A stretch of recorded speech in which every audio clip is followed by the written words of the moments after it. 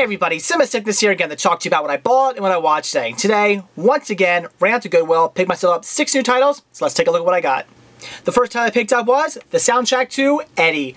Absolutely love this movie. It's a great Whoopi Goldberg movie. I'm pretty much a big fan of all Whoopi Goldberg movies. I don't know what it is. The lady kind of annoys me, but as far as movies go, I absolutely love her in movies. Sure, she had a few stinkers, but for the most part, I tend to really like her movies. Eddie, I think, is fantastic. Definitely had to pick up the soundtrack. Unfortunately, it seems like the soundtrack's full of mostly hip-hop and R&B artists from the time period.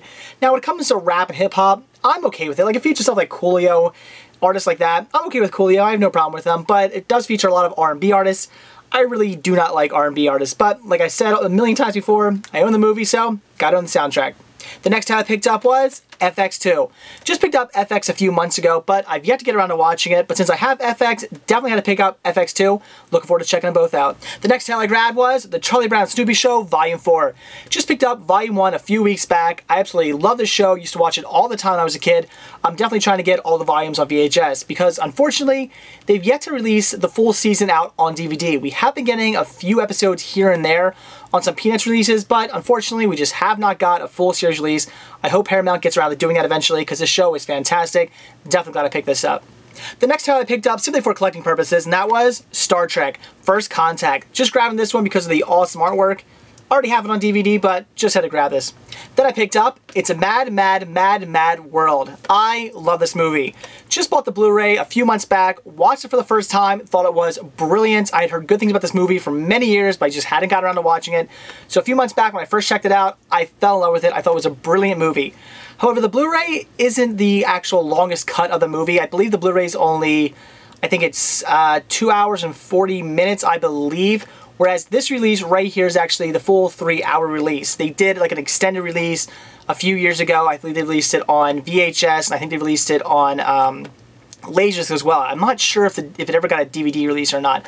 But definitely had to pick this up just to have the extra 20 minutes added in. I love the movie. I cannot wait to sit down and watch all 3 hours.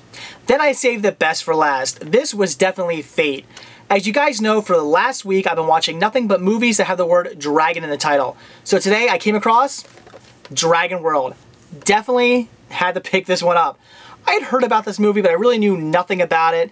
But when I saw it, I thought, perfect, I'm watching nothing but dragon titles this week. Definitely picking this one up, and I also watched it tonight.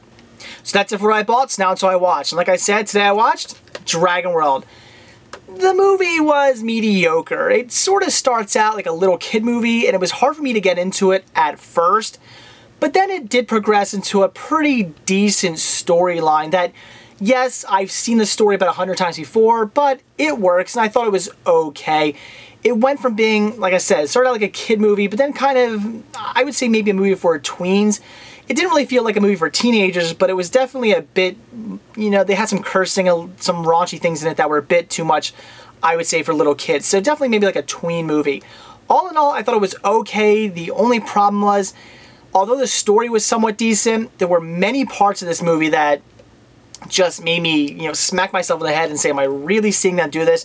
Just parts of me, the characters look really stupid. Parts of the movie that, okay, for instance, the main character of this movie, like things like he didn't know what a helicopter was, that was a bit much. There was a scene where he didn't know what a Walkman was, which I thought still a bit much, but okay, he lives out in the middle of nowhere. He probably doesn't get to town very often. He lives kind of like some of a traditional Scottish life. He actually lives in a castle on a huge, you know, with huge tracts of land. So, okay, fine, he knew what a Walkman was. I can kind of see that. But to not know what a helicopter was, I don't know about that. That seems a bit much. There were just some stupid things the character would do like that. Also a scene where the dragon, he's trying to escape, and there's men on turrets all around the dragon, and they have tranquilizer. I cannot say that damn word. You know what I'm trying to say. They have a gun full of them, and they're about to shoot him, but he's about to escape, and there's also men on a bridge, and they're like, we have you surrounded. So the dragon breathes fire on the men on the bridge, and then he flies away. But there were also men on the turrets, so I don't understand why they didn't fire. It's stupid moments like that, moments where you're like, well, no, that person would have done this. You know, it's really obvious stuff. It's not like it's almost like they didn't think this stuff out. They just thought, okay, now he's going to escape, and we'll have him just do this, and he'll go. But they just forgot about what they showed you, you know, 3 seconds ago. There's men on turrets, or just, you know, just dumb things like that. Just a lot of things in this movie that, you know, just made me feel dumb, made the movie kind of look dumb. It could have been written a little bit better. Pretty simple plot. There's a boy, his parents die. He ends up going to Scotland to live with his grandfather.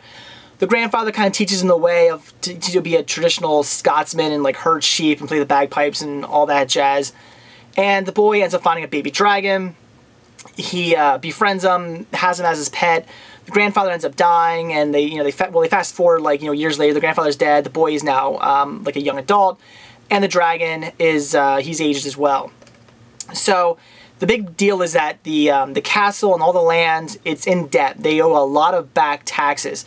And their land and castle is pretty much going to get seized because they don't have the money to pay for all their back taxes. So there's this guy who does this documentaries about like haunted castles. He's also with his beautiful daughter who just happens to be tagging along. They see this castle, they land, they start filming, they meet the dragon. Sure enough, the dad's kind of a dick. He sees a dragon. He goes back to his boss and says, you know, I caught this dragon. You know, we'll be famous. We'll exploit it and be just rich and famous. The only problem is the kid who owns it doesn't really want to, you know, exploit the dragon.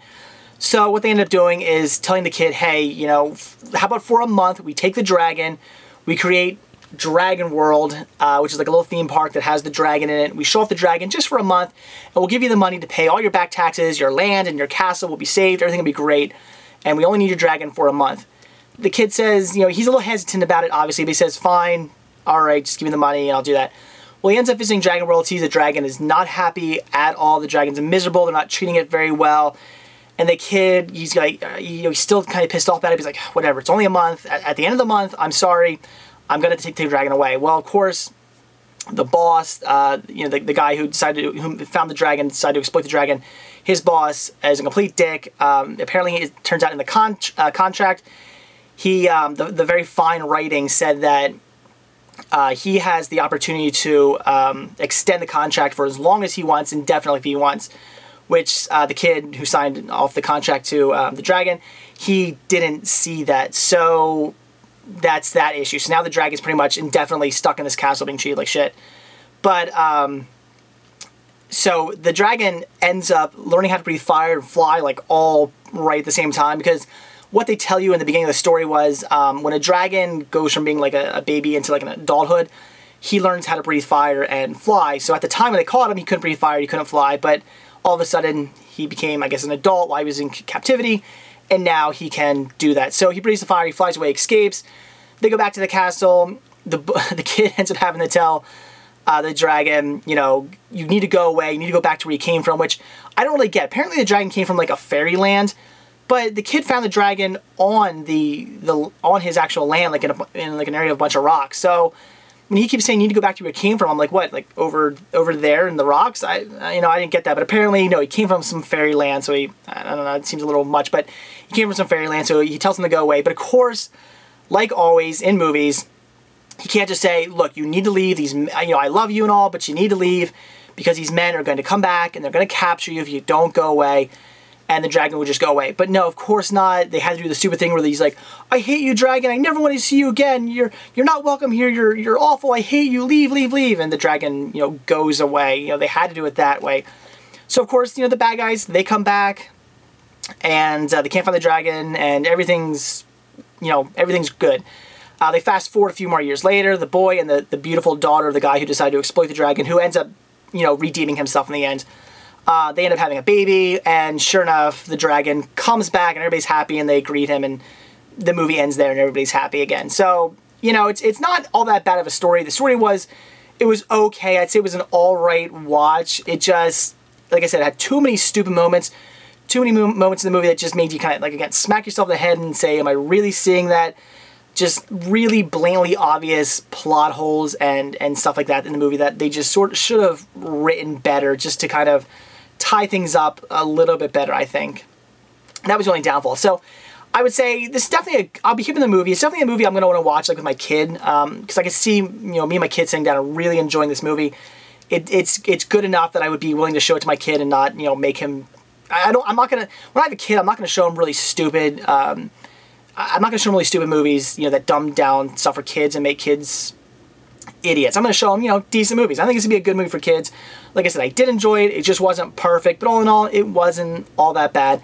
Unfortunately, never released a DVD here in the States. I don't know what's up with that because, oddly enough, there was a sequel to this. That got a DVD release, but the original, never. This was put out by Paramount, too. You think they would have released the... released it? I don't know. Although I think right now, maybe... I think actually Full Moon owns this right now. They might own the rights to this now. I'm not sure. So Full Moon, I'm surprised they haven't put this out. I mean, with the titles they put out, I mean, if you know Full Moon, they put out some pretty bad titles, some pretty good but pretty bad titles.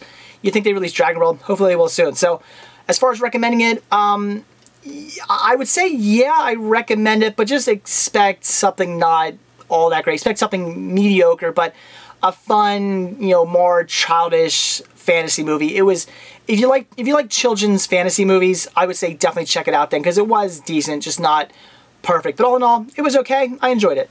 So that's it for what I bought when I watched today. Certainly looking forward to watching all the titles I picked up from Goodwill. Also, watching Dragonworld. Like I said, it wasn't perfect, but it was decent. I'd recommend it. So that's it. Thanks for watching, and stay tuned to see what I bought and what I watch tomorrow. See ya.